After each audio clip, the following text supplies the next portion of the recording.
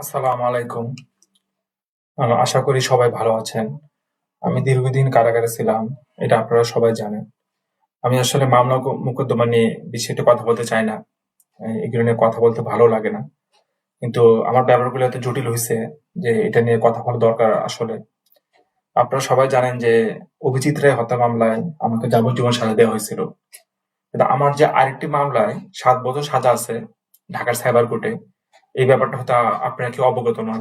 ২০২৩ সালের ৩০শে জানুয়ারি ঢাকার সাইবার কোর্টে একটি মামলায় তথ্যপ্রযুক্তি আইনে ৫৭ ধারা। সাইবার কোর্টের জজ ছিল এম জুলফিকার হায়াত। উনি শেখ হাসিনা কটূক্তি অপরাধে আমাকে তথ্যপ্রযুক্তি আইনে ৫৭ ধারায় ৭ বছর সাজা দিয়েছিল। ছাত্রলীগের নেতা বাদী ছিল এই মামলার। তো আমার ৭ বছর সাজাটা হওয়ার কারণে যেটা সমস্যা হয়েছে যে আমি ২০১৫ সালে অভিজিৎ হত্যার ২ দিন পরে আমি অ্যারেস্ট হই। আমি ২ দিন গুম থাকি। এরপর আমি একটানা ১০ বছর ৫ মাস কারাগারে ছিলাম।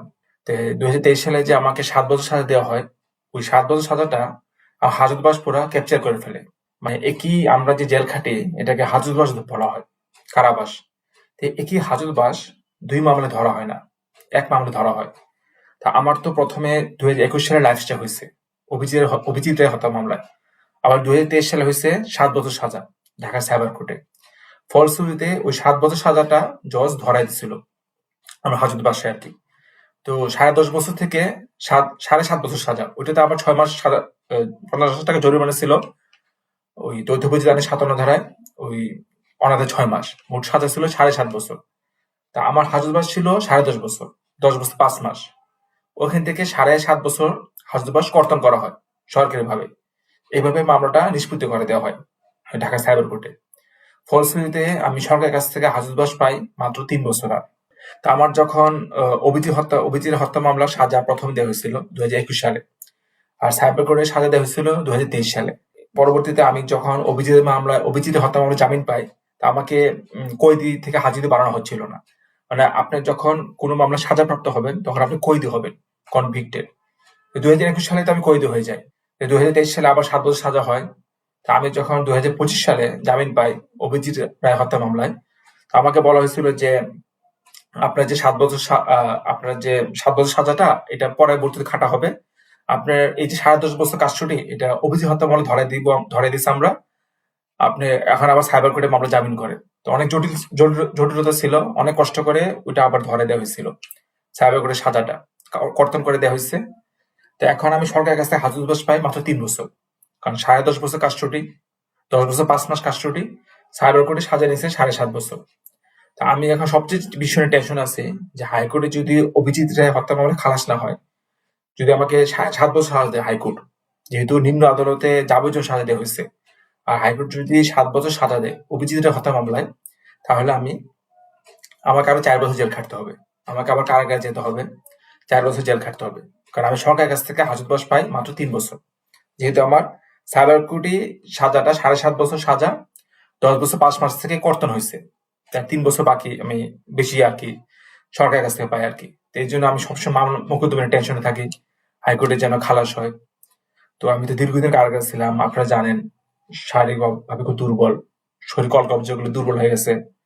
কিছুদিন আগে আমার ডেঙ্গু হয়েছিল, ডেঙ্গুর কারণে শরীর দুর্বল। তো কিছুদিন আগে আমি মাগরিব নামাজ পড়তে গিয়ে রাস্তা হুচুট খেয়ে পড়ে যাই। পায়ে খুবই ব্যথা পাই আমি, এই যে লাঠি দিয়ে এখন হাঁটতে হচ্ছে আমাকে। মানে বেশিক্ষণ দাঁড়িয়ে থাকতে পারি না, ব্যালেন্স রাখতে পারি না পায়ে আর কি, লাঠিতে দাঁড়িয়ে থাকতে হয়। আর আপনি গুগলে ফারাবি ৭ বছর লিখে সার্চ দিলে এই সাইবার কোর্টে সাজাটা নিউজটা পাবেন আর কি। তো এই সাজাটা কিন্তু প্রত্যাহার করা হয় নাই। ছাত্রলীগের নেতা বাদী, সেই হিসেবে তো মামলাটা প্রত্যাহার করা উচিত। এটা প্রত্যাহার হয়নি। ২টি বই বের হয়েছে, এটা আপনারা জানেন। ভারত রচনা সমগ্র প্রথম খণ্ড, দ্বিতীয় খণ্ড। এই ২টি বই আমি সবাইকে কেনার অনুরোধ করছি, আপনারা যারা আছেন আর কি। এই ২টি বই কিনবেন, ভারত রচনা সমগ্র প্রথম খণ্ড, দ্বিতীয় খণ্ড। আর যেহেতু শারীরিকভাবে খুব দুর্বল হয়ে গেছি, মামলা মোকদ্দমা সবসময় টেনশনে থাকি, তা আশা রাখছি আপনারা আমার পাশে থাকবেন। ফেসিবাদের বিরুদ্ধে আপনারা আমাকে একা ছেড়ে যাবেন না। আর অভিজিতের হত্যা মামলায় আমার যাবজ্জীবন সাজা কেন হয়েছে এই জিনিসটা নিয়ে অনেক একটা কৌতূহল আছে। লেখালেখি করার কারণে কারো সাধারণত যাবজ্জীবন সাজা দেওয়া হয় না। তো এটা মূল যে সমস্যাটা, অভিজিতের হত্যা মামলা যখন শেষের দিকে, মানে যখন মামলা সাক্ষ্য গ্রহণ শেষ, আর্গুমেন্ট শুধু বাকি আছে, যুক্তিতর্ক, তখন একটা ধাপ থাকে, এটাকে বলে 342। আত্মপক্ষ সমর্থন। আপনি জজের সামনে নিজের পক্ষে কিছু কথা বলতে পারবেন, লিখিত বলতে পারবেন, মৌখিক বলতে পারবেন। তো আমি লিখিত আকারে একটা জবানবন্দি দিই ৩৪২ ধারায়। তো সেখানে আমি এই জিনিসগুলো বলি যে শেখ হাসিনা বাংলাদেশকে একটি এথিস্ট রিপাবলিক স্টেটে পরিণত করতে চাচ্ছে, নাস্তিকতা রাষ্ট্র। অভিজিৎ রায় সহঘোষিত নাস্তিক ছিল, সে মুক্ত ওনার ব্লগে আল্লাহ রাসূলের সম্মানিত স্ত্রী উম্মুল মুমিনিন এদেরকে নিয়ে ইউ অশ্লীল লেখালেখি করেছে। এটা আমি লিখিত একটা জবানবন্দি দিই ঢাকার জজ কোর্ট, মানে সন্ত্রাসদমন ট্রাইব্যুনাল আর কি। তো সেখানে আমি এটা স্বীকার করি যে হ্যাঁ, আমি অভিজিৎ রায়ের বিরুদ্ধে লেখালেখি করছি। চার্জশিটে যে স্ট্যাটাস গুলো দেওয়া হয়েছে অভিজিৎ রায় সংক্রান্ত, এই স্ট্যাটাস গুলো আমার, মানে আমি আমার দায় স্বীকার করি আর কি। কারণ আমি চিন্তা করছি আমি যদি এখন মামলা থেকে বাঁচার জন্য বলি যে আমি অভিজিৎ রায়কে চিনি না, অভিজিৎ রায় একজন ভালো মানুষ ছিল, কখনো ইসলাম ধর্মের বিরুদ্ধে কিছু লেখে নাই, তাহলে কাল আখিরাতে আমি আল্লাহর সামনে মুখ দেওয়া কি হবে। আমি মূলত আখিরাতের কথা চিন্তা করে আল্লাহ রাসূলকে ভালোবেসে এই স্মরণ মনে এই থ্রি ফুটিটা দিয়েছিলাম। তো আমার থ্রি ফুটিটা আপনারা ফারিব রচনা সম্পর্কে বইতেও পাবেন, গুগল ড্রাইভও আছে, এটা সার্চ দিলেও পাবেন।